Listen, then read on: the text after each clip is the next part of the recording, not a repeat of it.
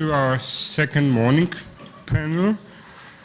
As you see, I have to bite the bullet and I have to moderate in English, which is not my native language, but I will try to give my best. It's nobody's, it's true, but nevertheless it's unexpected for me to moderate in English. The title of our panel, and we will see if it's a correct title, is Memories Published, Memories Kept Silent. And this panel will take us just one day before European Election Day all across Europe. It will start with Belarus, we continue with Poland, and then Germany and all the countries the German tourists visited, which means basically all of Europe. First of all, I'd like to welcome Anna Zadora. She's a researcher at the Universities of Strasbourg in Alsace and University of Geneva. And she was a visiting scholar at Lund University. And the title of her presentation is The Europeanization of Holocaust Memory and De-Sanctification of World War II Memory in Biographical Narratives in the Belarus. Welcome.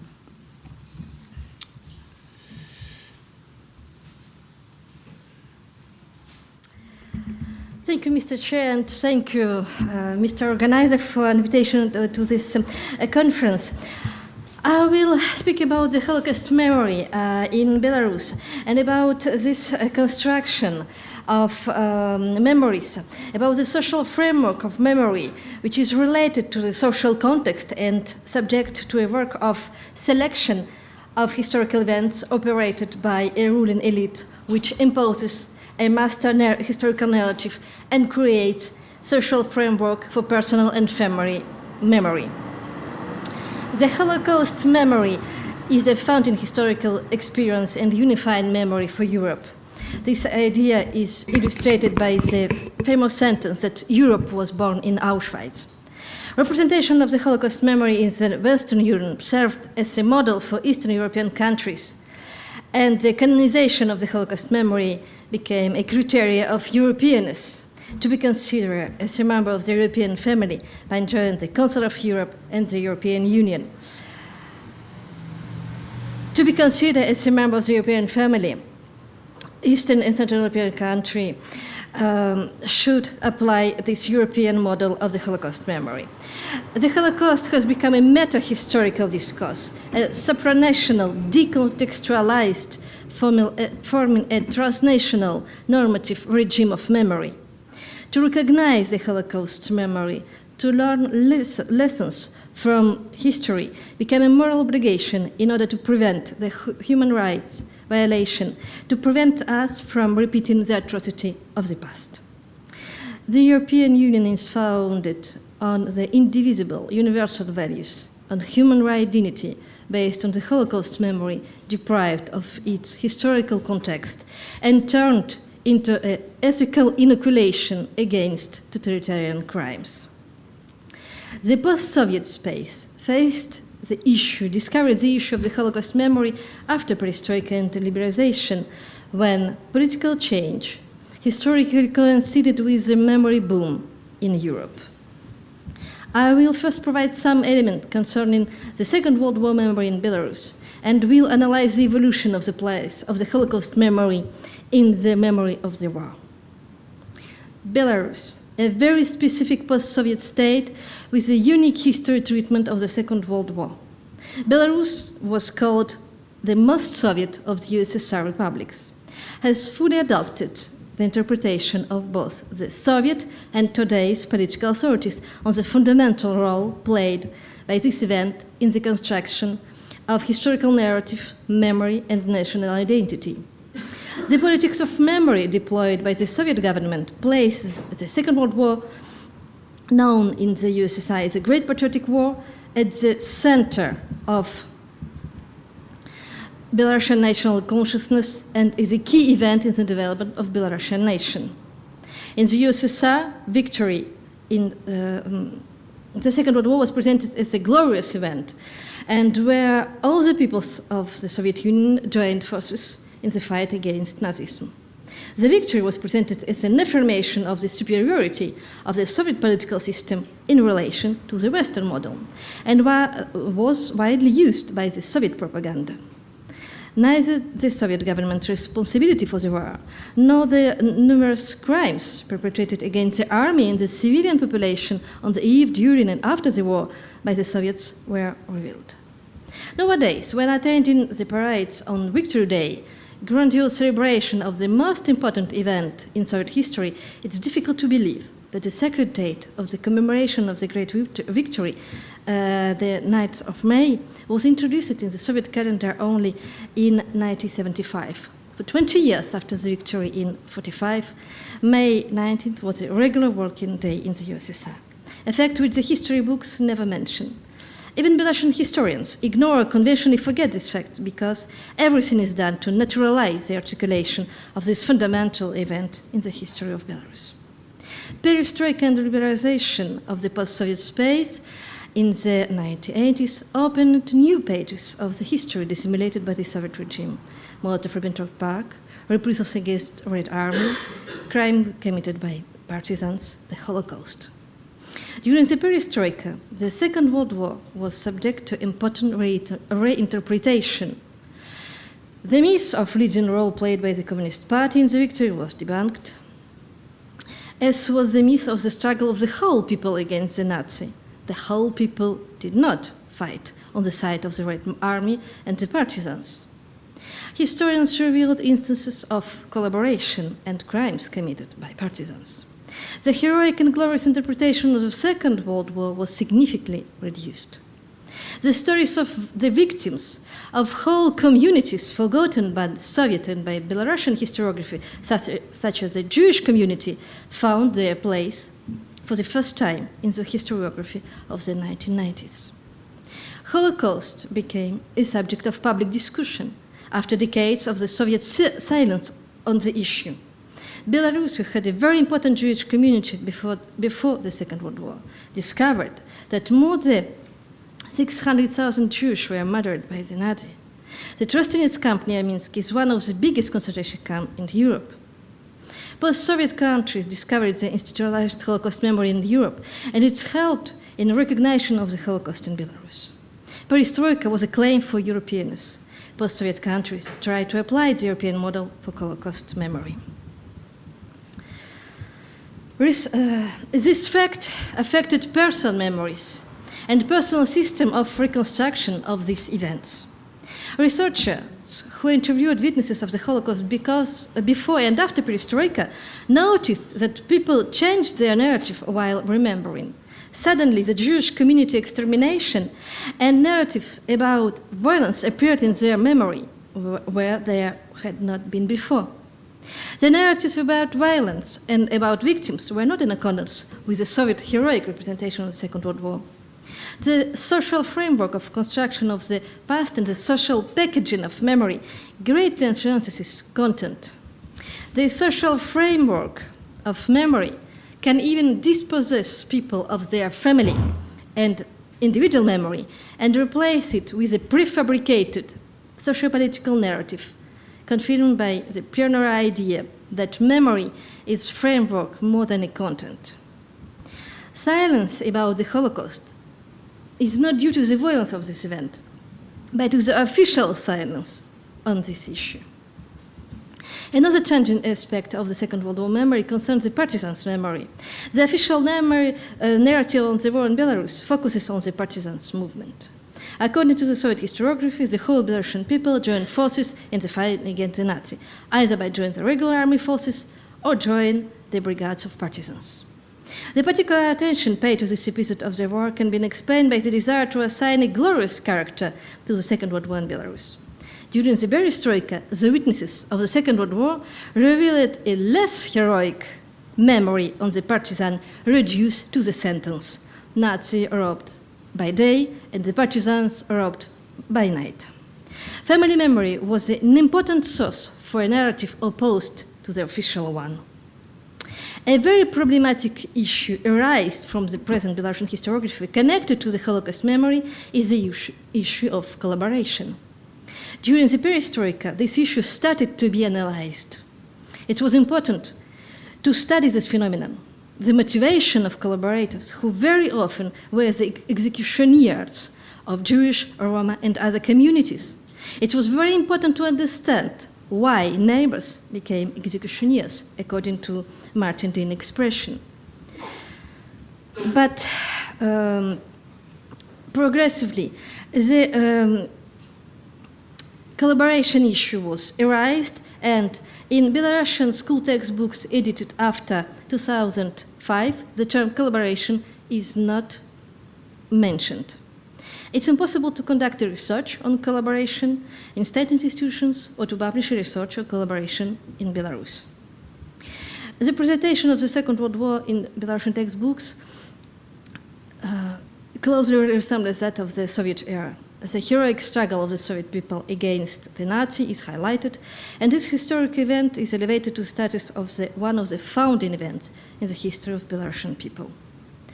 In all Belarusian history school books, the term Holocaust is mentioned in one textbook for optional course on the Great Patriotic War in one short sentence, which cannot explain this complex phenomenon.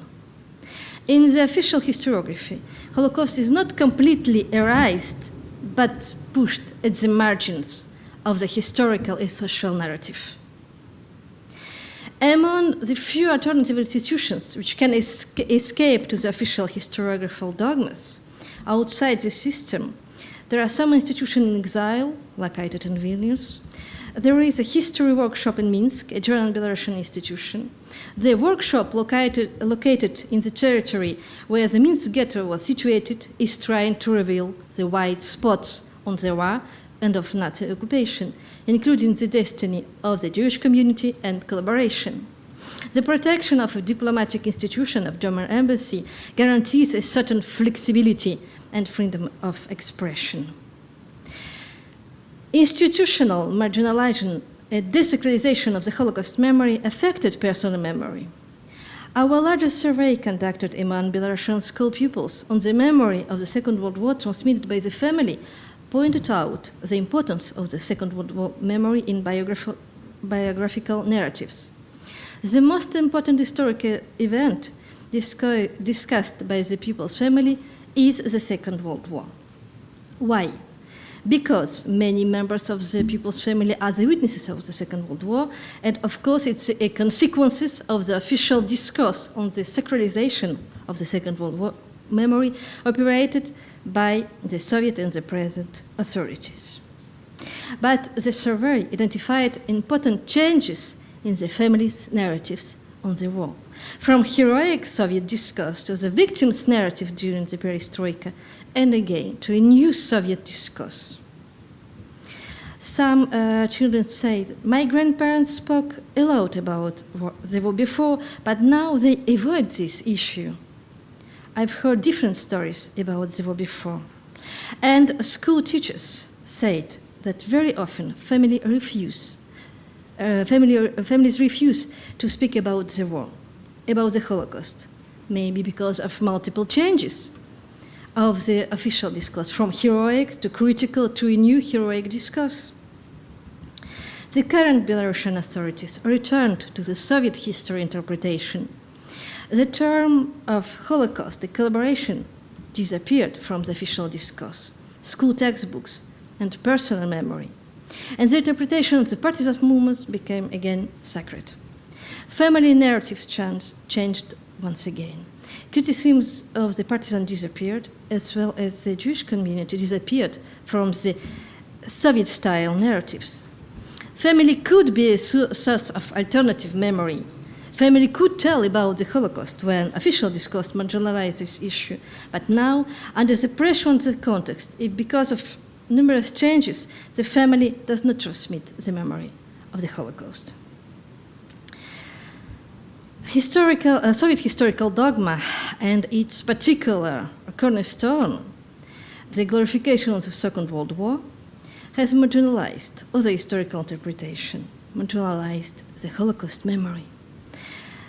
this idea of Belarusian national identity is based exclusively on the negative and destructive and very selective reference of war. Remembers of the past and historical discourse related to national identity should have an open, peaceful, pluralistic, and discursive basis, and should transcend controversial issues like wars and conflict. But current definitions of Belarusian identity cannot be sustainable and will always be weak and susceptible to political manipulation because based on destructive, selective, and silence on historical references. Thank you for your attention.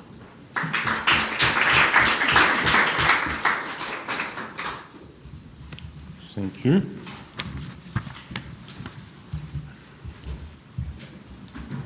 I think we'll also discuss it at the end of all three lectures.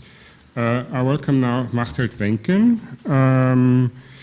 She studied in Belgium at the University of Leuven, but momentarily she is Elise Richter Fellow at the Institut für Osteuropäische Geschichte of the Institute for Eastern European History at the University of Vienna.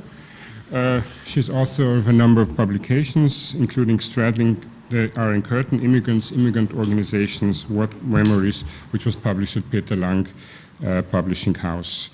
The title of her presentation now is Forced Child Labor, an analysis of ego documents throughout time. Welcome. Thank you very, very much. Today I will speak about child forced labor. I will tell you how the story has recently been told. I will tell you what I discovered, how that changes our picture, and why that is important. Yes? Let's start with how the picture looks like in historiography. So, forced labor. During the Second World War, people from various places in Europe were forced to work for the German war effort. Child forced labor was only related to people from Central and Eastern Europe. Okay, you had, for instance, Soviet child forced laborers. They had an O from the Ostarbeiterinnen, so a little sign, just as the Star of David, but then like an O. And the Polish ones, for example, had a P, like a Polish child forced labor sign. Now, when you look to archival documents, you see that the regulations were very general, which means that a lot was up to how the situation looked like between the owner and the forced labor in the field, and this is something where you don't have documents about. So it's very important to, if you want to know something about it, to listen to the people who experienced it. Now the story goes like this. During communism, these people didn't receive an arena to articulate their experiences, and in the 1990s, from the 1990s onward actually, there was this whole issue of war disbursement, financial recompensation, the payment of a war pension to these people in Central and Eastern Europe, with the aim to bring historical justice. And along with this financial transfer, scientific projects were launched, oral interviews were done, and they were analyzed. And the first presentation we had yesterday on the conference was an example of how that looks like. Now, in all the literature I consulted, I found one footnote. It's a footnote referring to the fact that during communism in Poland, a book was published that gathered testimonies of former child forced laborers. And the author writes, I don't consider this book here because it was published during communism. It means the content was saturated with propaganda and it underwent censorship. What I will do today is turn upside down that idea. So my aim is to show you that the Polish case is more than a footnote. In fact, it's very important to consider these early testimonies in order to come to a broader and richer understanding of the child forced labor experience.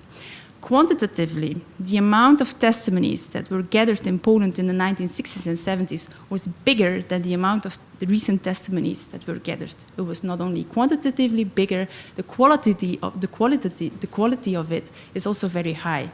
It enables us to answer to resolve unanswered questions we have within the recent testimonies.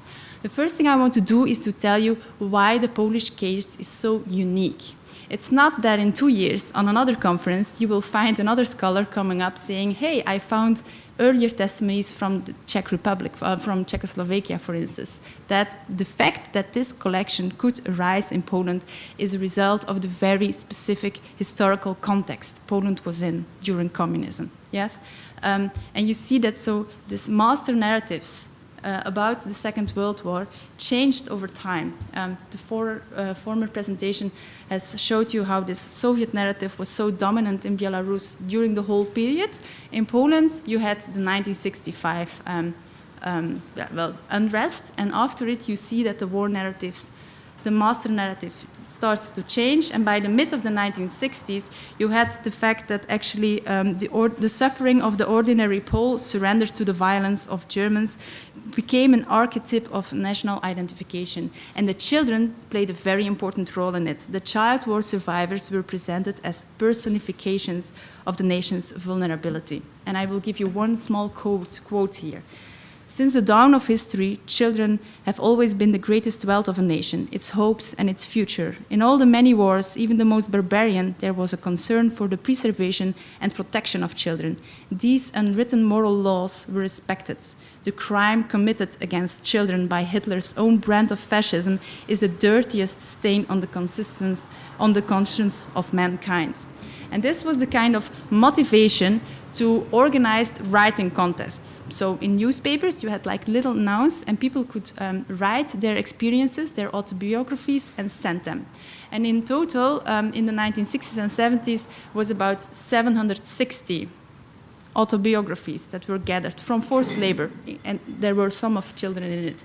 And there were also 60 interviews done. So it was in the... That happened in the 1960s. In the 1970s, you see a very interesting evolution within the historiographical discipline in Poland, the fact that it was more regionalized and there was more autonomy. And this means that in the German-Polish borderlands, some researchers came up with very interesting research topics related to the German past. And this happened in former East Prussia, which after the war, then in Poland, was Warmia i Mazury. There was a very, in the Olsztyn Research Center, there was a researcher, Bogdan Jerzy Kozieło-Poklewski, who became the director of the German Studies Department within that research center. And he became one of the motors like behind this movement to gather these testimonies. Okay, the collection, I said there were 760. This collection was very badly preserved, and I had great pains in trying to reconstruct some of the collection. What I could come up with were 31 eco-sources, and so 22 were archived, 22 were published, and 13 were both. So you have an archived version and then a published one. So, and I give an analysis on 3 levels. So I compare these early testimonies with the recent testimonies that were gathered. I compare my comparison throughout time with Holocaust studies that do similar comparisons throughout time. Yes, you have Holocaust scholars who look at testimonies of children gathered in the late 40s, and that do follow-up interviews with these people in the 1990s and look to what is the consistency and what is the difference of personal memory over time. And in the last phase, I looked at the archived ones and then how they were underwent censorship when they were published. The first and most important thing I want to say here is that most of the narrative patterns in this collection are similar over time. This is similar. This is very important. Yes, it goes against general assumptions that people during communism were saturated with propaganda and that we cannot consider these sources. It's important because this offers us the opportunity to look at what happened, what individuals thought and wrote and did during communism. And we should consider this, yes? And this runs parallel with insights in these Holocaust studies that also compare throughout time, but they don't have the communist element here. So it's interesting that this paper of mine shows that also during with the communist context you can state so. And I will give you, in the paper I have like 9 similarities, but I will give you now one example of how surprising it is to find consistencies sometimes. And it's how people write about Germans. So in the recent testimonies that were done within this framework of this disbursement issues, you have scholars analyzing testimonies, and they say, it's so remarkable. The people are so nuanced about Germans. They don't only speak about the bad Germans, but also of the good ones. And so these recent scholars, that's like Dieter Steinert and Piotr Filipkowski, they come up with like kind of like explanations why that is the case. And they say, well, that's because these people just received money from the Germans, a war pension. Or, yeah, that's because the interview project was financed by Germans, or the interview has been done by a German. Well, if you look to the testimonies from the 60s and 70s, you see that already there, people are very nuanced. And it's very surprising, because these memory contests were organized with a specific aim, and that was at the end of the 1960s to have the people writing that the Germans are bad. Why? Because the German-Polish border was still not ratified, and so there was a fear for revisionism, and that is why actually the organizers of these memory competitions, they wanted to use descriptions of bad Germans to show, hey, I mean, we can have this Polish territory here, which used to be German. We deserve it because we suffered so much. And you see that individuals on a collective level, but without knowing from each other, from different parts of Poland, send in their testimonies in which all of them were kind of nuanced about the Germans. And even the organizers of the competitions were very surprised by this. And this is one of these consistencies over time that is surprising, but shows you a little bit how stubborn people are when it comes to like indoctrination and propaganda. And here is an example of such. So it's a beating scene in which a child forced laborer is beaten by an SS man, and then later on his owner says, like, what did this devil do to you? This is something similar narrative patterns you can find in recent testimonies. Now, there are also differences, and I know you are very interested in the differences because this was one of the topics that reappeared yesterday throughout the papers and throughout the discussions. I will go into the differences therefore in greater detail, but I want to stress more similarities than differences, okay?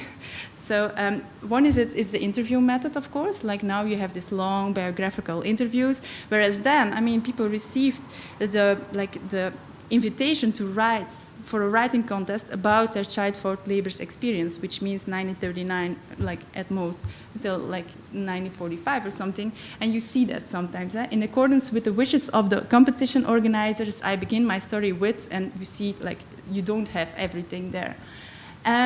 But what is especially speaking in favor of this early testimonies is the descriptions of labor.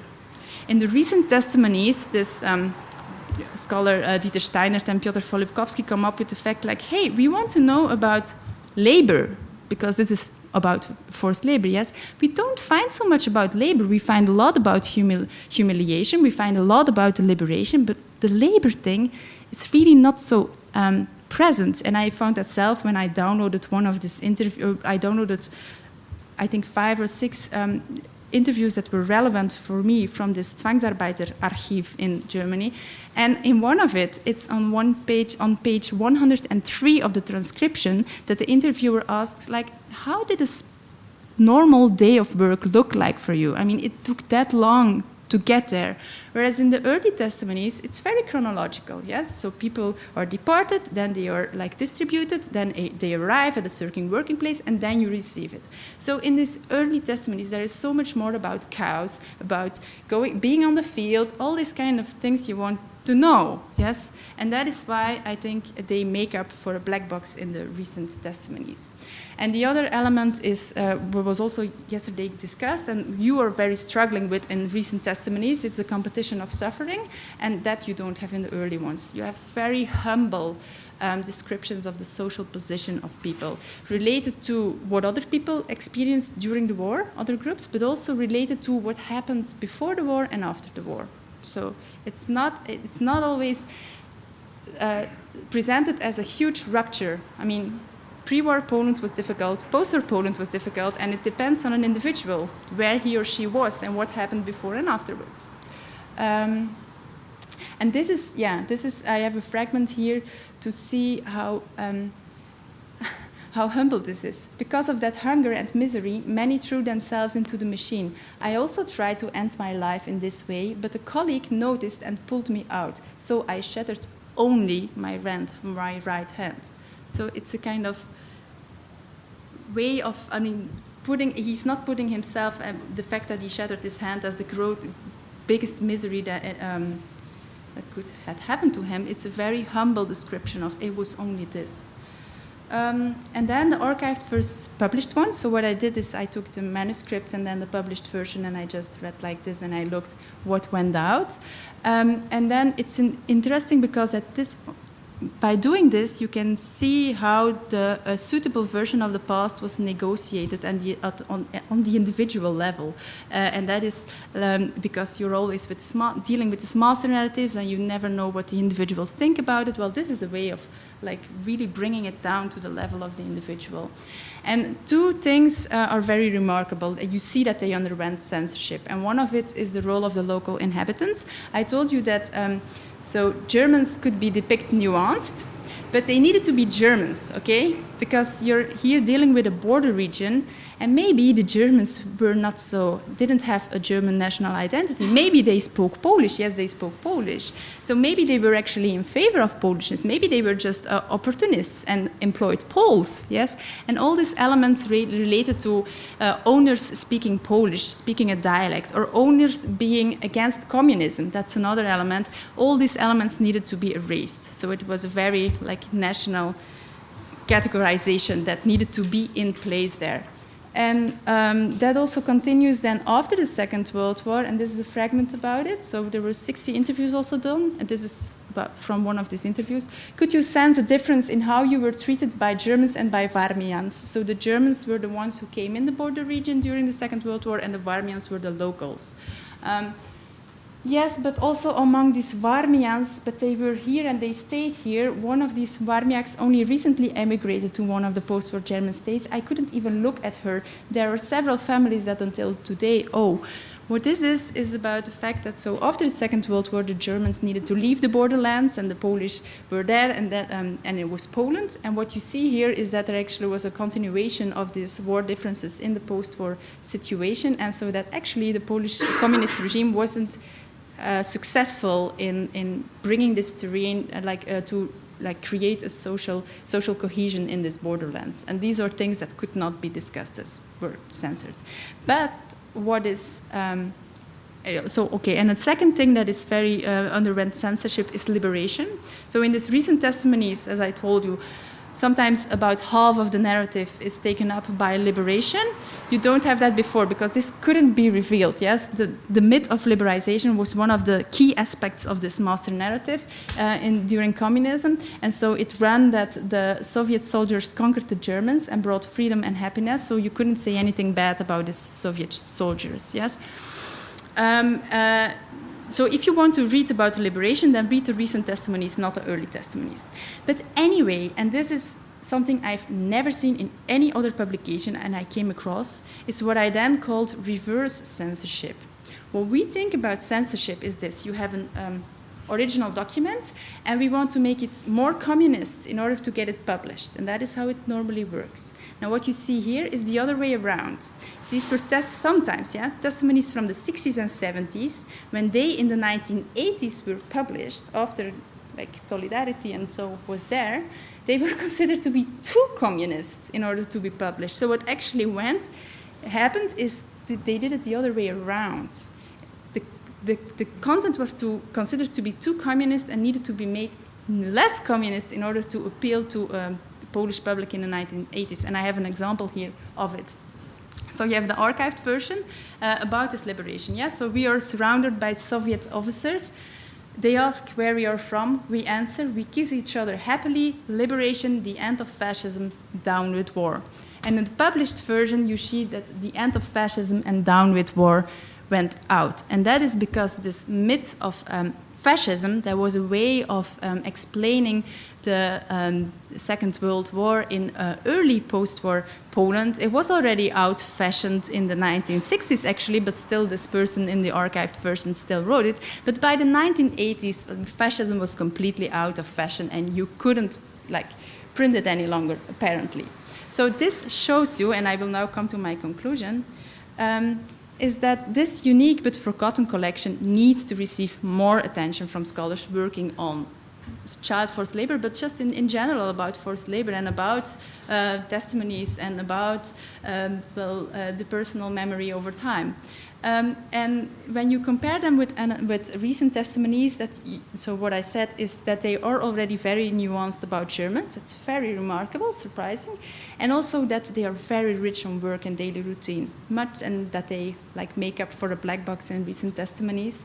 And when you compare them, the archived and the published versions, then you understand that censorship can go both ways, and that is I've never seen that before, so it's interesting.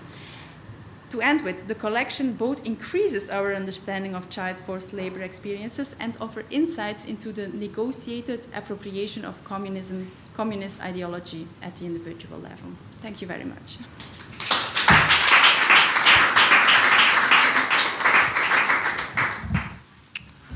Thank you for this insight in Polish historiography and its reactions on the individual level. Finally, to our final presentation this morning, it's Julia Wagner. Julia Wagner studied in Germany and England.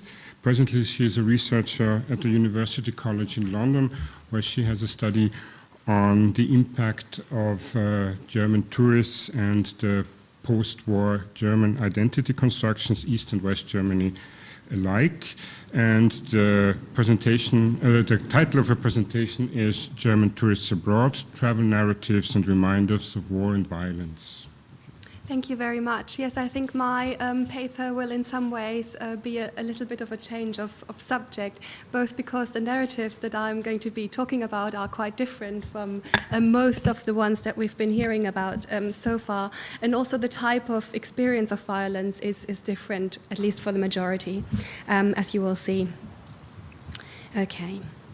Tourism has nothing to do with the war. Or at least that is what most German tourists in the 1950s and 1960s were hoping. They wanted to enjoy the present, relaxing on the beach, eating nice food, visiting museums or buying souvenirs on picturesque markets. During their precious holidays, the last thing on most people's minds was to dwell on the war. However, German tourists who traveled to other European countries after World War II were frequently confronted with reminders of fighting and violence. What I mean are, for example, the experience of resentment against German tourists, such as being insulted or being served last in restaurants, in rare incidents, even physical violence. But there were also more casual and subtle reminders, like noticing the devastation caused by bombing, or when the subject came up in conversations with locals.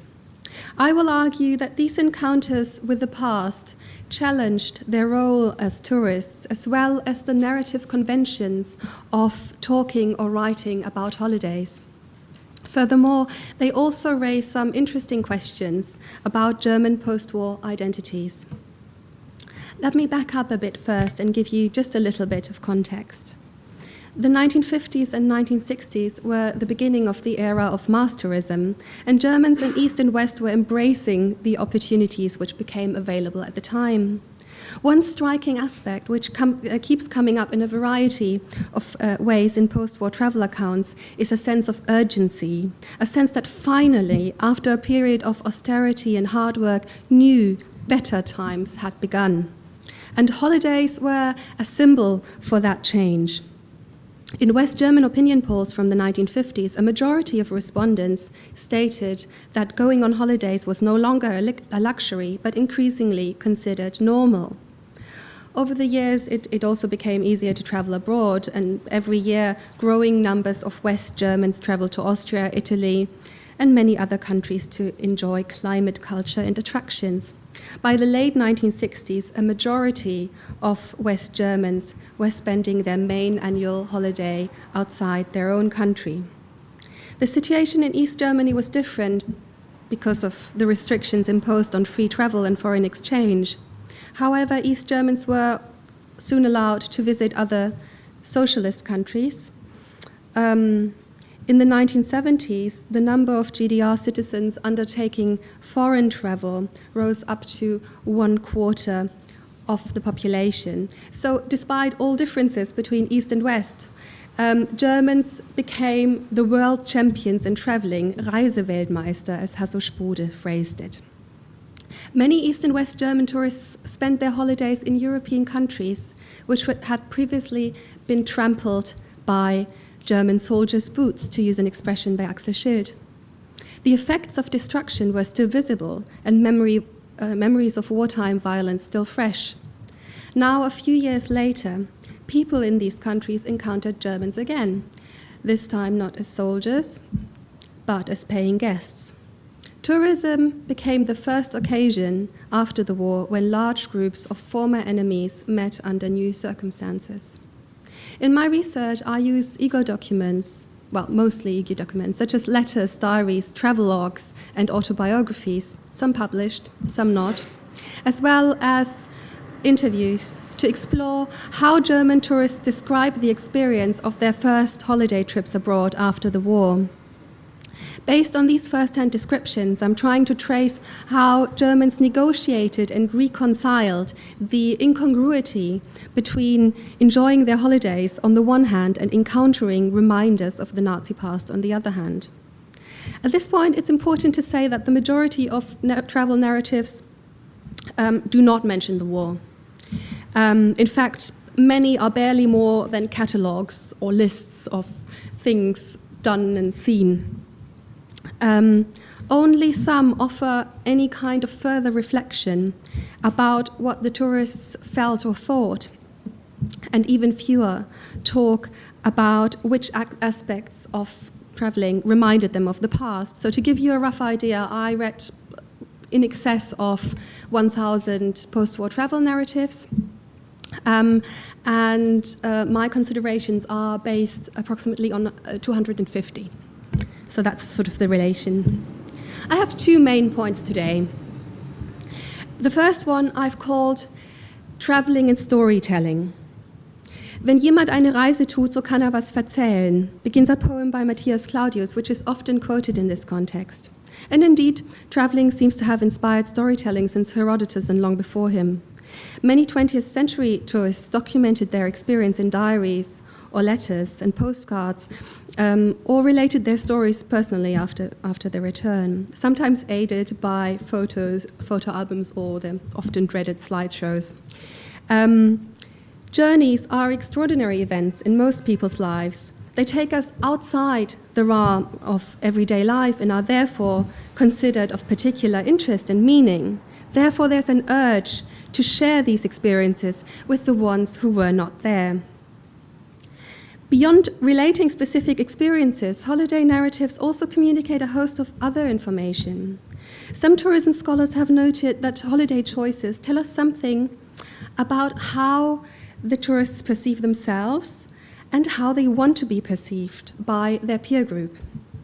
For example, whether they choose to spend their vacations on a budget holiday on a Spanish island, or go on a river cruise in France, or backpacking in India, can give us clues about their financial situation, age, status, class, and educational background. It also tells us about their aspirations and dreams.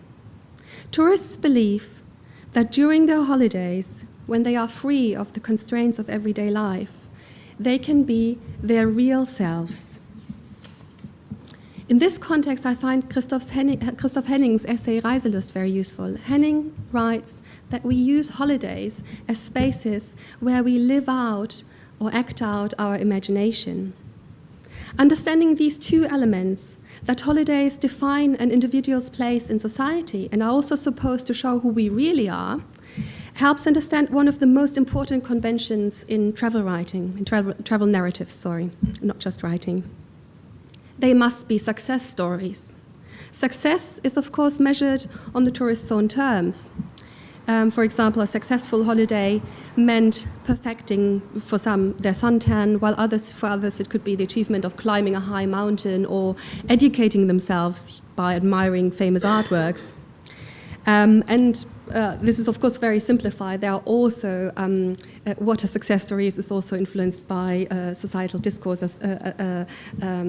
A success story in Wirtschaftswunderland in the West is very different from a success story, or not. Well, it has some structural similarities, but there are also differences in what types of success stories there are. But most travel narratives can be considered success stories in the sense that they describe holidays which delivered what the tourists came to experience and affirm their identity. So one of the aims of holiday stories is to show that we are who we aim to be and that our expectations were met.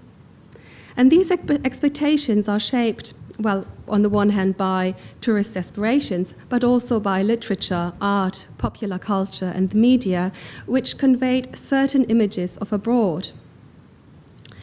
And by many other things, such as stereotypes, for example. Many of them also relating to the war or arising out of war experiences. German post-war tourists looked at their destination through the lens of their expectations.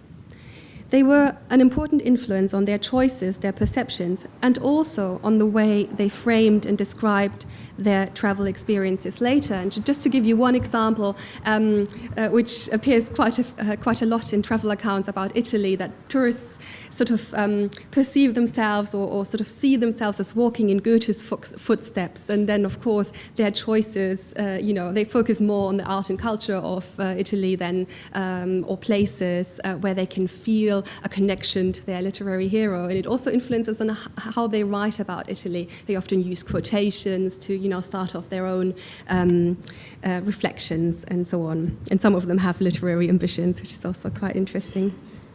Another very strong theme in travel narratives, which shows the importance of expectations for what tourists see and how they describe it, is the idea of finding authenticity.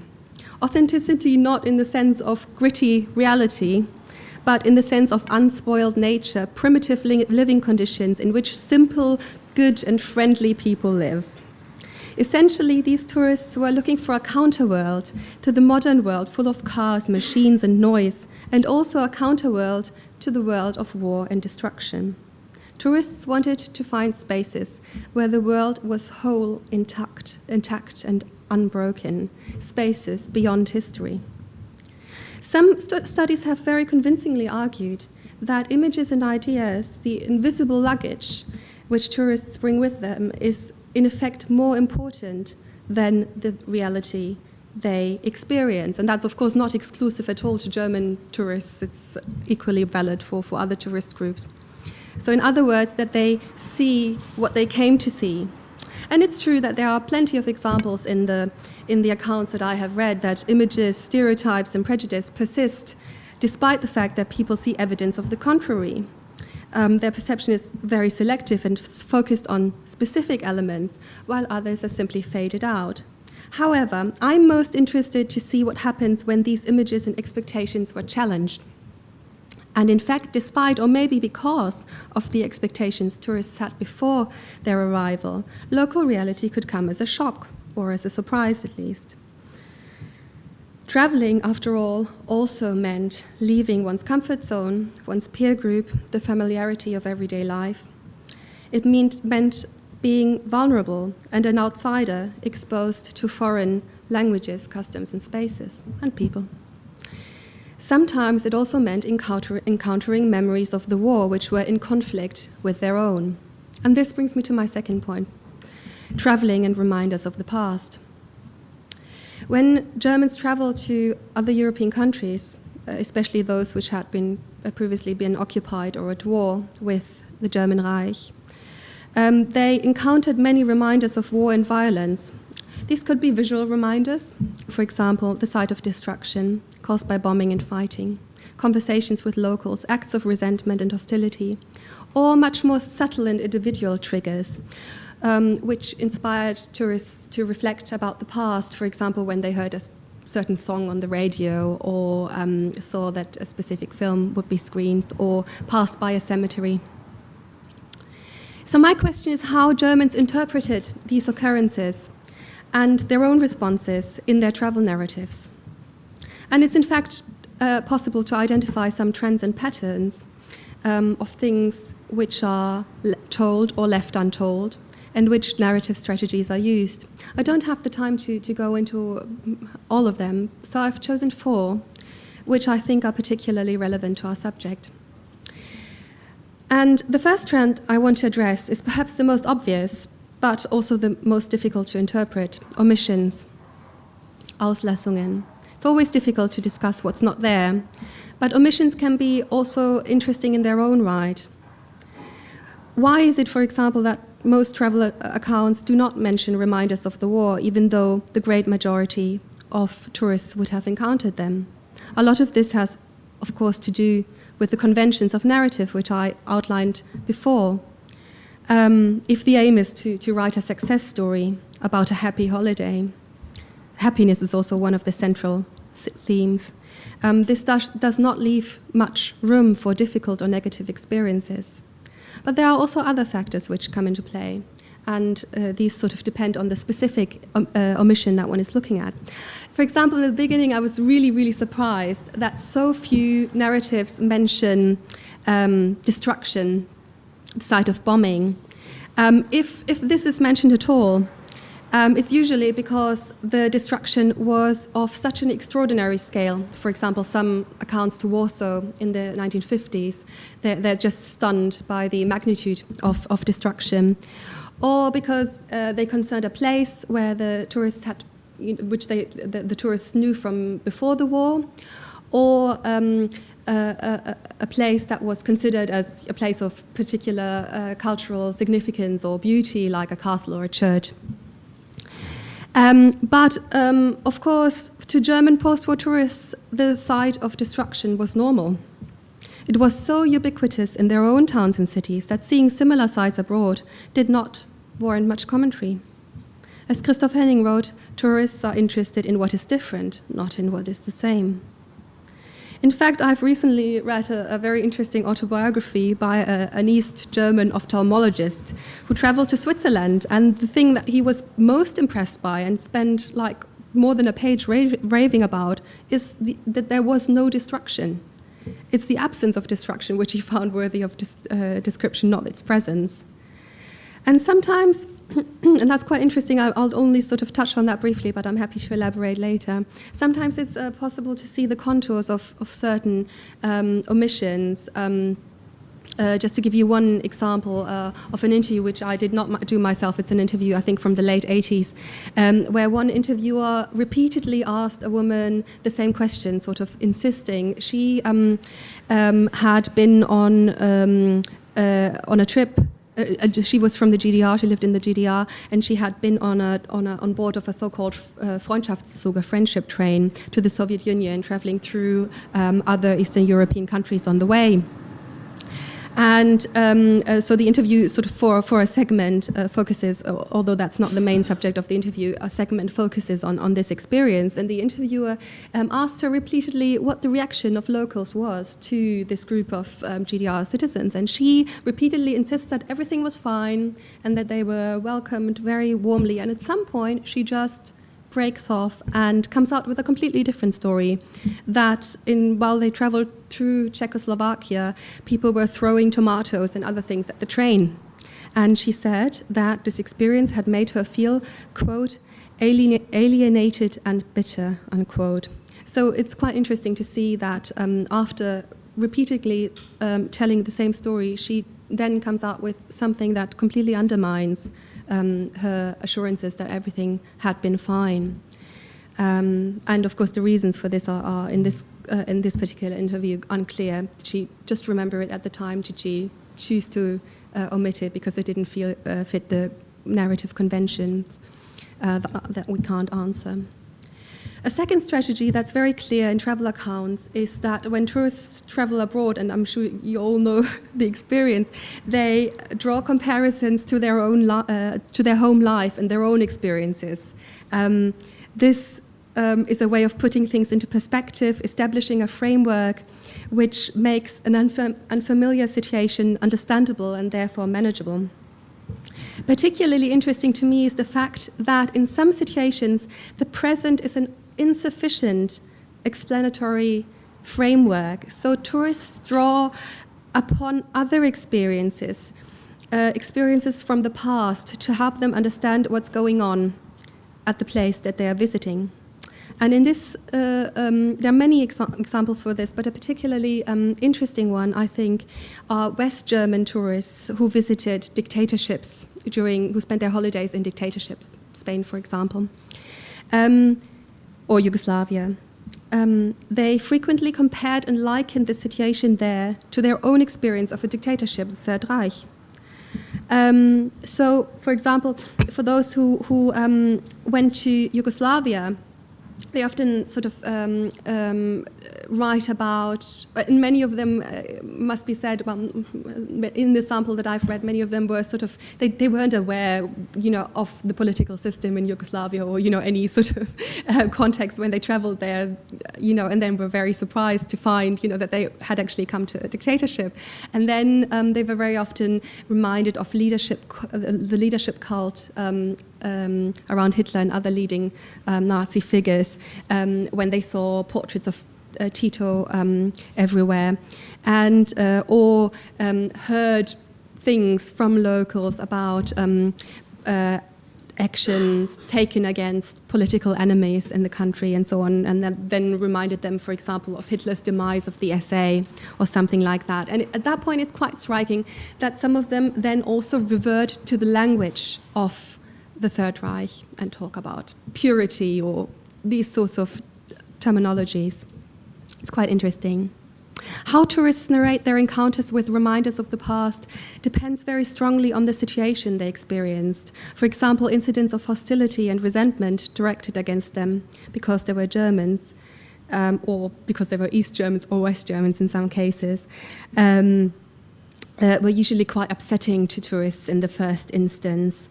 However, and this also comes across in the narratives, but very often, or in the majority of cases, they find a way of framing the descriptions of these incidents sort of that in such a way that they dismiss or downplay them as not very important. And to this is the third pattern that I want to mention. And there's an example that I'm thinking about of a young boy who participated in a school exchange in 1952 to France, and an old Frenchman called him a sale boche, a dirty swine, common insult for Germans during the war.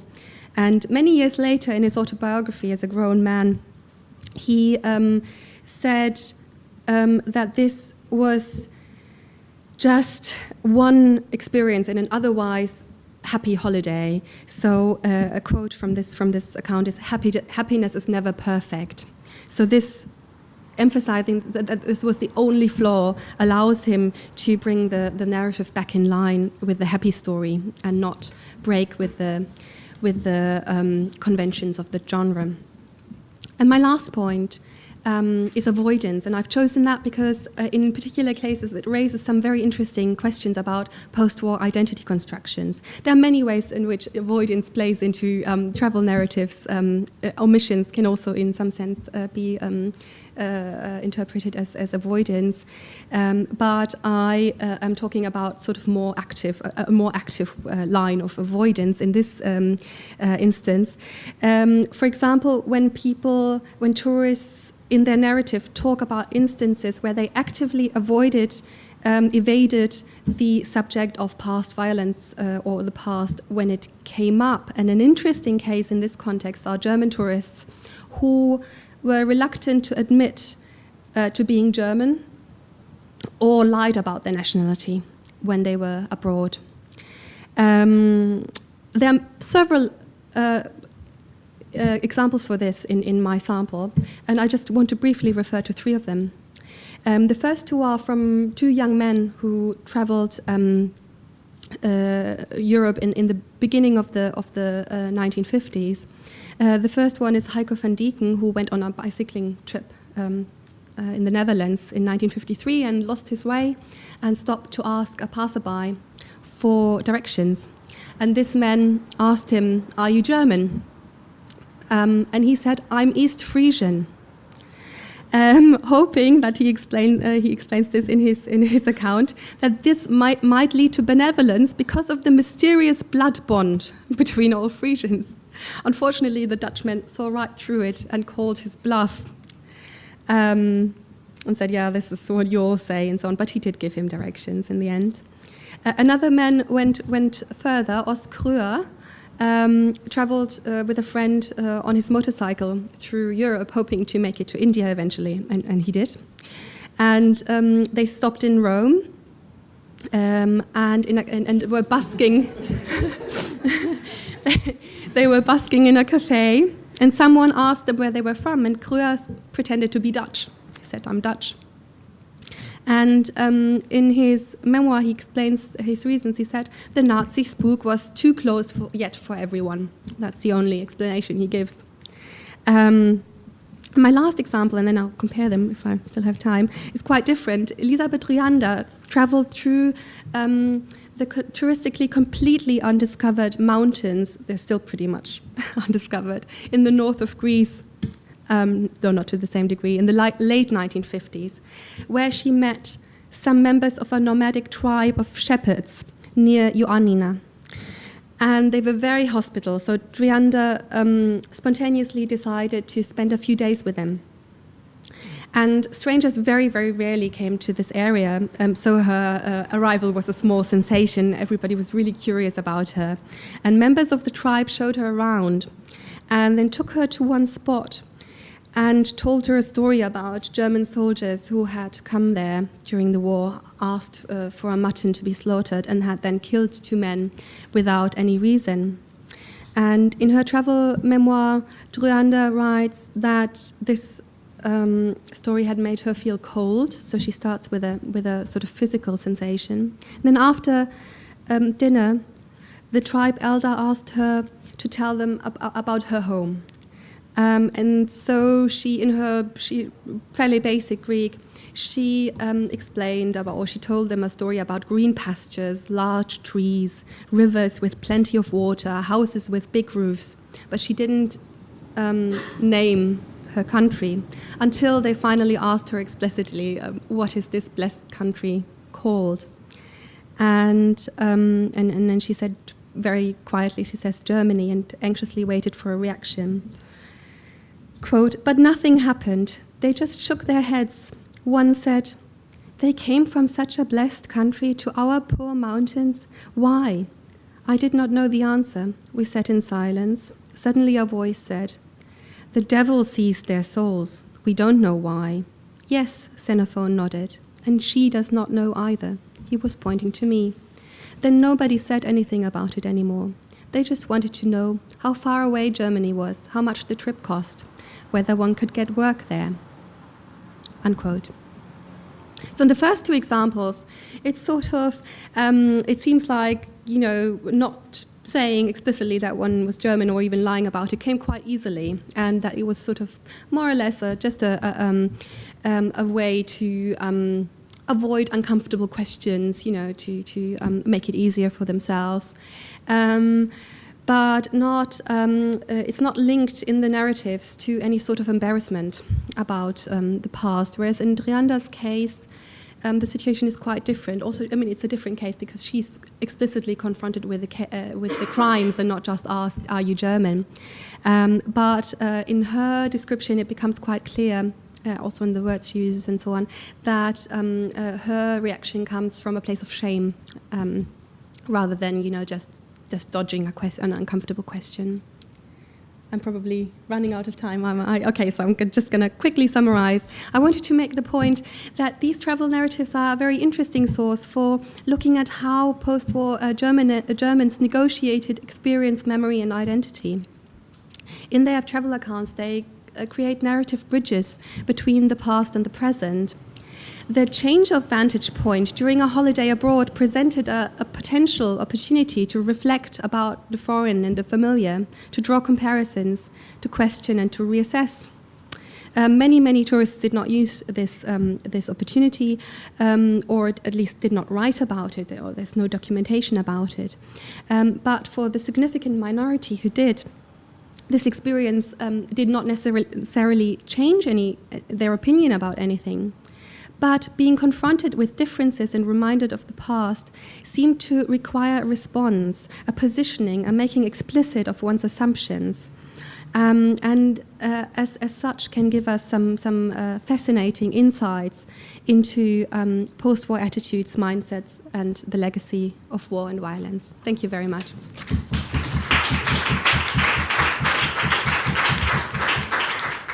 Yes, thank you very much. And after having heard all these three presentations, I think the title of the panel was quite grasping the idea of all these three presentations: published memory, memories kept silent, and also kind of the common idea maybe was to illustrate, or the common idea was to illustrate these tensions or reciprocal influence of a master narrative and very private narratives.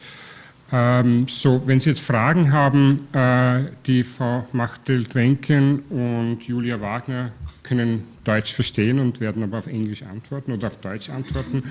Anna, Zadora, please make your questions in English.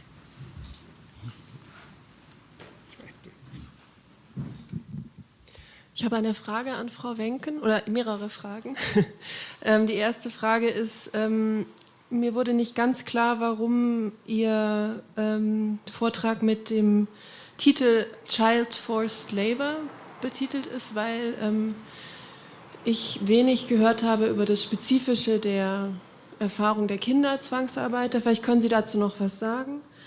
Dann wollte ich auch fragen, worin denn genau diese Kontinuität, die Sie festgestellt haben, zwischen den älteren Zeugnissen und den Interviews von 2005 und 2006 bestehen und ob Sie eine andere Erklärung haben für diese differenzierte Betrachtung der Deutschen, also diese auch positiven Schilderungen von Beziehungen zu Deutschen, als die Sie referiert haben.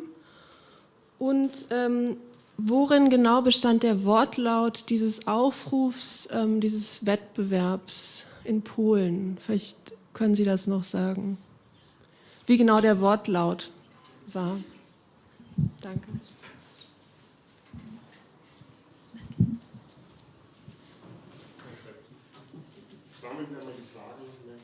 Imke Hansen. Imke.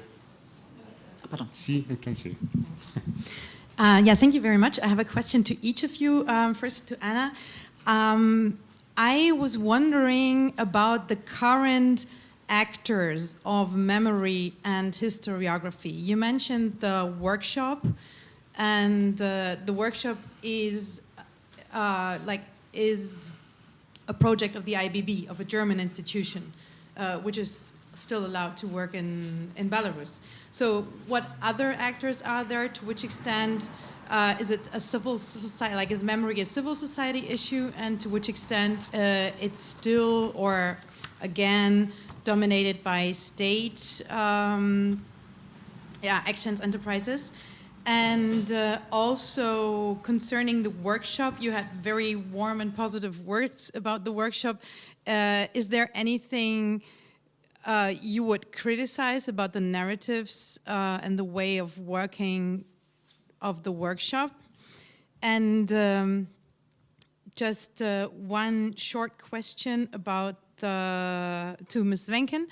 Have you compared the sources you were speaking about to the even earlier sources of collected 45-46 by the CZKH, by the Central Jewish Commission of History? And Julia, das mache ich jetzt mal auf Deutsch. Ich setze mich ja in erster Linie mit Menschen, Besucherinnen auseinander, die ganz geplant sich mit Krieg oder Genozid konfrontieren. Deshalb fand ich dieses Unerwartete, also du bist im Urlaub und unerwartet bist du mit dem Thema konfrontiert. Das finde ich eine sehr spannende Sache, hast du ja auch akzentuiert. Könntest du da noch mal ein bisschen mehr darüber sagen? Was ist deine Idee darüber, wie Menschen reagieren, die auf so eine unerwartete Weise mit ganz bestimmten Themen und damit auch mit einem Teil ihrer Identität, den sie möglicherweise nicht fully integrated haben, konfrontiert sind? Danke.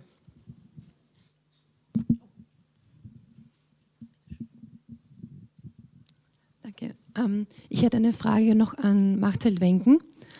Und zwar zu der Vergleichsdimension, die Sie hatten zwischen archivierten und publizierten Texten, ob Sie da Hintergrundinformationen haben oder recherchiert haben zum Prozess des Publizierens, und ja, das würde mich nochmal genauer interessieren, welche Informationen Sie da haben und ob Sie die einbauen in Ihre Interpretationen.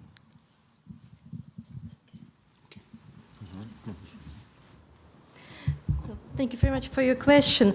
About the actors of historical narratives. Historical narrative in Belarus is a state-controlled narrative, and I'd like just to mention that the president of Belarus is a historian by training. Maybe it's our problem. Of course, it's state-dominated issue, and it's very difficult, almost impossible to give an alternative vision toward to this official narrative, and many historians were obliged to leave the Academy of Science and universities and to go to abroad. In Vilnius we have some research institutions in exile, like European Humanitarian University. And concerning workshop, I discussed a lot with the director of workshop. Of course, the workshop functions in a very difficult context, and it's difficult to escape to this pressure, to this official pressure. But workshop does the work that other actors cannot do in this context. For instance, collaboration, Holocaust, and so on. So they can benefit from this protection of a diplomatic institution to do that is absolutely impossible to do in official state-controlled institutions. So, of course, they are under the pressure, it's clear, but still they do a great job.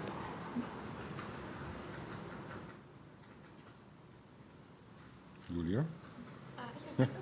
Okay, vielleicht sollte ich noch mal irgendwie einen wichtigen Punkt hervorheben, um mal die Terminologie, die gestern sehr oft benutzt worden ist, zu benutzen.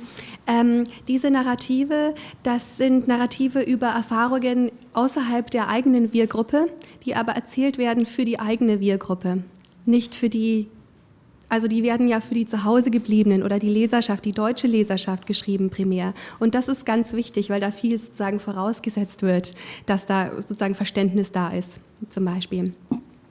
Dann wollte ich noch hinzufügen, dass heute habe ich über diese unerwarteten, oder was eigentlich seltsam ist, dass es so unerwartet war, aber es war definitiv so. Das ist, glaube ich, eben, weil diese Bilder vom Urlaub so dominant sind, dass das irgendwie, und das natürlich nicht in diesen Bildern da ist, sondern ich setze mich auch auseinander mit Leuten, die ins Ausland fahren, speziell um die Vergangenheit zu erinnern. Und da sieht man eigentlich auch zum Teil ganz interessante Muster, also es spiegelt sich zum Teil. Die wollen ja natürlich auch selektiv bestimmte Sachen erinnern und jetzt nicht andere. Ja, also die wollen zum Beispiel Kriegsgräber besuchen und eben sich an ihre gefallenen Angehörigen erinnern, jetzt aber nicht unbedingt auch noch an die Opfer des Holocaust oder so. Ja, also das Erinnern ist auch immer sehr selektiv. Und man kann da, also bei denen, wo das unerwartet ist, kann man schon einige Muster erkennen. Das sind aber sehr viele und ist auch nicht immer ganz repräsentativ jetzt für die ganze Gruppe. Also man kann da eben einige Sachen oder auch einige Argumentationsstrukturen, die finden sich immer wieder. Leute reagieren aber mit unterschiedlichen unterschiedlicher Vehemenz und das hängt auch sehr davon ab, eben was sie sehen. Also zum Beispiel der Anblick von Zerstörung, das hat die Leute offensichtlich nicht so tief bewegt, wie eben wenn sie direkt konfrontiert worden sind. Gerade wenn es irgendwie mit einem eher aggressiven Gestus war, dann verfallen sie sehr viel schneller in die Defensive. Also antworten und versuchen zu erklären oder zu abzustreiten oder so, auch also oft in einem sehr aggressiven Gestus auch. Es gibt auch Leute, die, wie zum Beispiel das allerletzte Beispiel, die sehr betroffen werden dann und in denen das auch tatsächlich was auslöst und die sich dann nach dem Urlaub auch, das ist auch eine Zeit, die mich dann noch interessiert, wenn ich das sehen kann anhand dieser Narrative, dann auch mehr dafür interessieren. Aber oft ist es auch so, wenn dann tatsächlich irgendwie so ein Reflexionsprozess in Gang gesetzt wird, dass der dann auch mit dem Urlaub endet.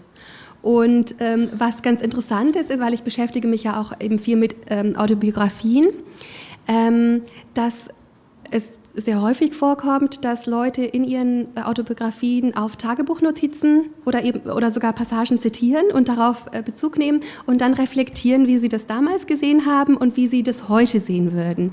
Aber da ist jetzt nicht unbedingt, also da ist natürlich, das geht natürlich dann einher mit der Entwicklung und dem Diskurs innerhalb der Gesellschaft, aber es ist schon auch so, dass man dann merkt, in manchen Fällen, die Leute sind auch immer noch sauer und reagieren immer noch sehr defensiv oder so, auch wenn sie selber ganz jung waren noch, also wie zum Beispiel dieser Schuljunge, bei dem ich gesprochen habe, wo eben ein alter Franzose ihn Sale Bosch genannt hat, da gibt er sein Tagebuch wieder. Dann sagt er aber, heute würde ich mich fragen, was diesen alten Mann dazu gebracht hat. Hat er irgendwie was Schlimmes erlebt oder war es einfach nur Bigotterie und Bosheit und so und listet dann so, also er bringt es dann eigentlich wieder auf eine sehr defensive Haltung zurück. Genau, aber es gibt da ganz selektiv, nehmen die Touristen auf bestimmte Teile der Vergangenheit, mit denen sie konfrontiert werden, die sie mehr interessieren oder für sie leichter handhabbar sind, Bezug und ignorieren andere oder versuchen das dann so runterzuspielen. Aber so ganz generalisieren kann man da natürlich nicht was sagen, das ist sehr unterschiedlich innerhalb von diesem Sample. Okay, thank you very much for all the questions. So indeed, I wanted to make my statement about the similarities and differences, and that's why like the child element went out a little bit, I think, because like most examples I give throughout my draft article are about children and give you insights about how the specificity of these children are, and maybe just a few examples now is like, so when they came in this child forced labor situation, the social roles they had knew from before were shattered. And you see that these children are looking in order to reconstruct some of the roles they knew from before. And you see how loyal and faithful they are to people they can protect a parent in. So, and then you see, for instance, with if they meet prisoners of war, then like they try to copy this adult-child relationship.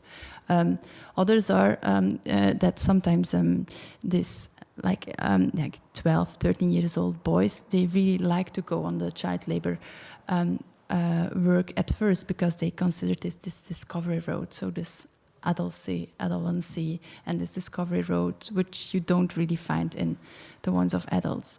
And it goes along and along. I mean, it's full of examples.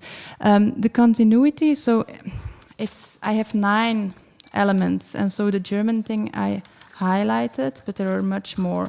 So, and I did this analysis on the basis of the published text of Johannes Dieter Steinert, Piotr Filipkowski, and then also the interviews that were related to this topic in the database you know very well, and also of some other publications from Ostpreußen, that's from this German-Polish friendship organization, like the one that came before the Stiftung für Erinnerungen und Verantwortung and so. They also have this thing. So if you put all that together, then you come to 9 elements.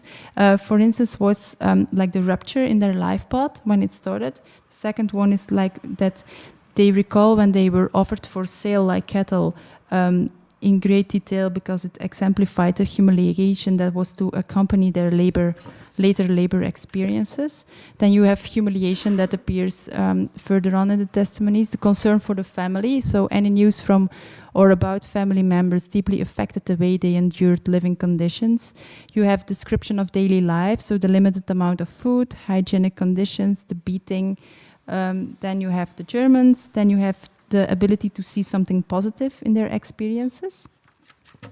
And then you have like attempts to resist the treatment they faced.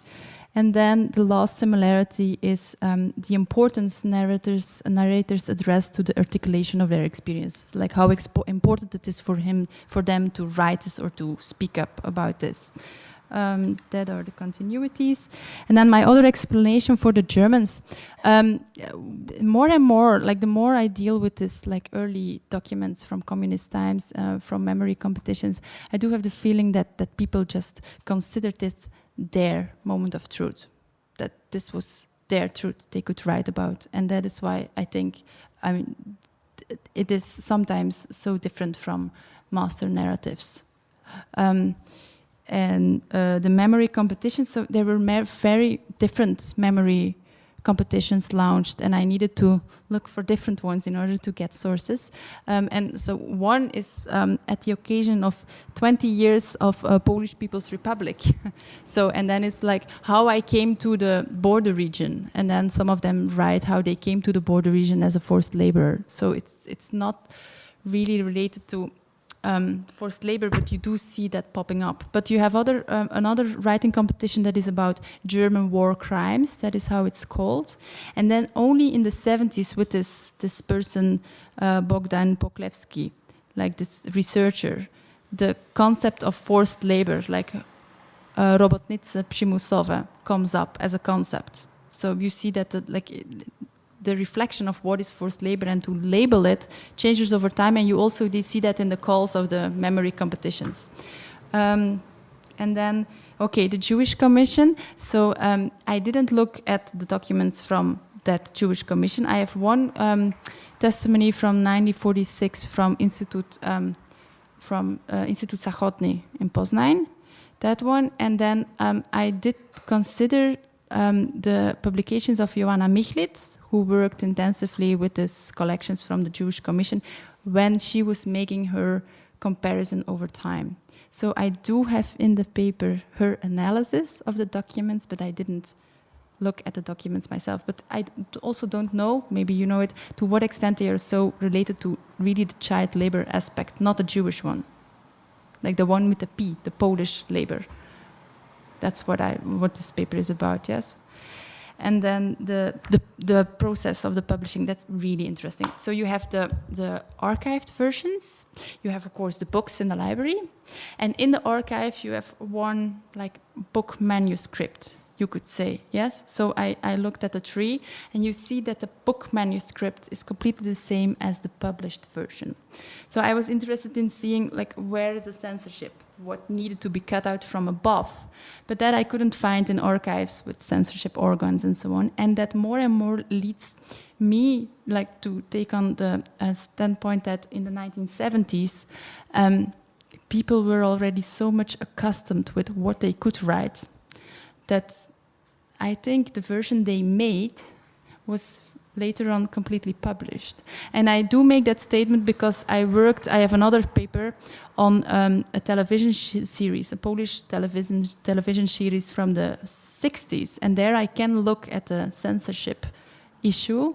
And there you see that in case of this television series, the director of the series was called, visited the censorship committee and could see the censors, and it was like he engaged in the discussion about what was acceptable and what not, which means that he was very well aware of what the things were. And I think that by the 70s this also led to a similar tendency, and you see that especially these two elements that went out, it's like the locals needed to be Germans and could not be like also half Poles or something, and the liberation element that's so obvious in a way that these elements do like deviate from master narratives and are very difficult acceptable that I think, I mean, that these were the people who made the edition themselves, that they did the cuts, but that it was in line with censorship as a whole. So. Okay. Two final very short questions, Johanna and Helga, please. Ja, ganz kurz. Das haben wir schon mal gehabt gestern, gell? Ja. Ganz kurz an Julia Wagner. Also ich weiß, es ist immer schwierig, wenn man immer noch Kontexte aufmacht, aber ich wollte einfach fragen, ob Sie zu dem, was mir in den Sinn gekommen ist beim Zuhören, Verweise oder Indizien haben. Der Zweite Weltkrieg ist ja auch als ein touristisches Unternehmen beschrieben worden, als sozusagen reisende deutsche Soldaten. Also, und auch sozusagen das ganze Knipsen und die ganze sozusagen Dokumentation in Form einer touristischen Reise. Und ich glaube, dass diese Art der Reise Auswirkungen auf die Reisenden danach hat, ja? Im Kennen von Zielen oder in Bildern, die man hat, in Zuschreibungen, die man machen kann. Und mich würde sehr interessieren, inwiefern Sie dieser Spur nachgegangen sind oder ob Sie darauf Verweise gefunden haben. Ja, meine Frage geht in eine ähnliche Richtung, und zwar ist mir oft in den lebensgeschichtlichen Interviews mit Ravensbrück-Überlebenden sind mir auch Urlaubsschilderungen untergekommen, und die Frauen haben zum Beispiel Jugoslawien bereist, aber aus einem ganz anderen Impetus heraus, nämlich zum Beispiel das widerständige Volk dort wiederzufinden. Meine Frage jetzt dahingehend, haben Sie sich diese Narrative nach den Hintergründen, also politischen, geschlechtsspezifischen Hintergründen auch angeschaut, inwiefern die sich voneinander unterscheiden? Und dann noch eine zweite kurze nur Verständnisfrage. Sie haben Narrative ab den späten 1950er Jahren? Mein erstes Narrativ ist von 1946. 1946 Ja. Bis wann? Bis ungefähr Mitte, Ende der 60er Jahre. Das ist mein Hauptzeitraum. Ich gucke aber so einfach vergleichsmäßig, um so einen längeren Lauf zu sehen, auch noch ein bisschen drumherum. Ja. Ja. Das sind sehr große Fragen. Ich probiere mich ganz kurz zu fassen, ja. Ja, also es gibt ja einige sehr interessante Publikationen dazu, dass sich die Besatzungssoldaten, die im Zweiten Weltkrieg, auch nicht nur im Zweiten Weltkrieg, auch im Ersten Weltkrieg, das war ja die erste Auslandserfahrung für die meisten, dass sie sich verhalten wie Touristen. Die Fotos sind genau dieselben vor dem Eiffelturm, vor dem Eiffelturm und anderen. Das ist ganz ähnlich, und tatsächlich ist es so, dass viele Soldaten dann auch, oder jedenfalls in meinem Sample ist das so, aber das sieht man auch ich beschäftige mich nicht nur mit Ego-Dokumenten, sondern ich bin zum Beispiel auch ins politische Archiv des Auswärtigen Amts und so, und auch in den DDR, im SAPMO und so, gibt es da auch Unterlagen drüber. Welche Probleme es zum Teil gab zwischen deutschen Besuchern und Einheimischen. Und da ist eins, was öfter auftaucht, die Akten sind sehr lückenhaft, muss man dazu sagen, dass Soldaten an ihren ehemaligen Einsatzort zurückkehren, um ihn ihren Familien zu zeigen. Die gehen dann in ihre ehemaligen Wohnungen, versuchen ihre ehemaligen Mitarbeiter zu finden, als ob es gar nichts wäre, oder machen Bemerkungen in vollen Zügen, guck, hier habe ich gekämpft und so. Und da gab es Beschwerden drüber. Ja, oder und das kam sehr häufig vor. Oder also gerade bestimmte Sachen, die als wirklich sehr unpassend empfunden worden sind, wenn ehemalige Soldaten irgendwelche Hafentouren gemacht haben und dann dem Bootsmann erzählt haben, dass sie eben an der Bombardierung des Hafens beteiligt waren und jetzt einfach mal sehen wollten, was so draus geworden ist. Und so, also das gibt es schon sehr häufig.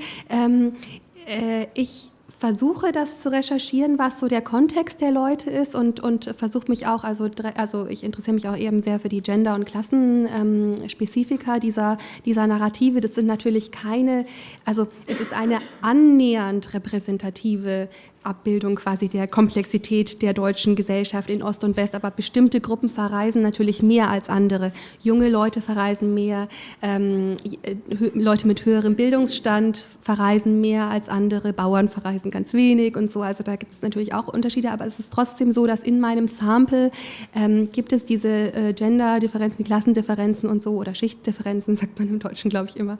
In England ist das alles Class. Und das schaue ich mir an, soweit ich das recherchieren kann. Manchmal ist es einfach wirklich unklar. Aber ich versuche das soweit, also gerade in den Biografien schildern die Leute ja auch ihre Herkunft oft und so, und Autobiografien sind der Großteil meiner Quellen, muss ich dazu sagen. Ich habe auch Interviews und so, aber das ist im Vergleich zu vernachlässigen, und da hat man natürlich das Glück, dass man über die weitere Lebensgeschichte und die davor oft sehr viel erfährt. Es gibt aber natürlich auch Ausnahmen, wo das halt tatsächlich nur Reisetagebücher sind, also viele Leute, die sonst nicht Tagebuch führen, dokumentieren ihre Urlaube sehr gut, deswegen ist es ja auch so ein interessantes Thema für mich unter anderem, weil es eben, jeder hat ein Fotoalbum und jeder oder viele Leute haben eben auch Reiseschilderungen, Logbücher und so. Manchmal gibt es auch beides, aber sehr selten. Und über diese Leute, weil das eben irgendwelche Normalos waren, irgendwie Schneiderin XY aus Pforzheim, gibt es natürlich auch in den Archiven sehr wenig ansonsten. Also da habe ich dann halt nur deren Wort dafür. Aber ja, das ist was mich sehr interessiert und was ich versuche, so weit wie möglich zu recherchieren. Ja, vielleicht so. Und ist natürlich, also was mich immer sehr bewegt, noch eine ganz leise Sache, ist natürlich der Ost-West-Unterschied. Und gerade diese, das habe ich auch angedeutet, diese Erfolgsgeschichte sind andere Erfolgsgeschichten und das äußert sich dann in spezifischen Themen, zum Beispiel Freiheit ist ein ganz großes Thema in Urlaubsnarrativen und was unter Freiheit verstanden wird in Ost und West, was anderes. Also, ja. Ja, vielen Dank. Bevor ich Sie jetzt aber in die Mittagspause entlasse, ganz kurz sitzen bleiben bitte. Die Mitorganisatorinnen der Universität Wien dieses Workshops möchten an eine sehr wichtige Mitarbeiterin, die in ihr wohlverdientes Wochenende gehen wird, einen kleinen Dank aussprechen. Ich hoffe, sie ist jetzt hier, die Greta Anderl, die Sie alle kennen, weil sie diesen Workshop organisiert hat. Und Johanna und Clara. Ja, also vielleicht haben Sie alle, die da mitgemacht haben, gemerkt, Sie haben eine Mappe im Hotel vorgefunden. Ich glaube, Schocksys hat sie auch bekommen und ich glaube, es hat alles ganz toll funktioniert. Aus unserer Sicht jedenfalls, wir haben ja von der Universität sehr diverse Erfahrungen, wie man sowas organisieren kann, und es war wunderbar, mit dem Team vom WWII zusammenzuarbeiten. Ich will stellvertretend Jana Starek, Sandra Fasching, Barbara Celakova und Philipp Rohrbach, aber ich denke, es waren noch andere dabei und ich weiß nicht alle Namen so genau nennen. Ich glaube, es hat super toll funktioniert und ich glaube, manche von euch gehen jetzt schon ins verdiente Wochenende, während wir hier noch weiterarbeiten nach dem Mittagessen, und ich würde mich sehr gerne gemeinsam mit Clara Löffler für die tolle Zusammenarbeit bedanken und ja, denke, wir sollten euch einen großen Applaus geben.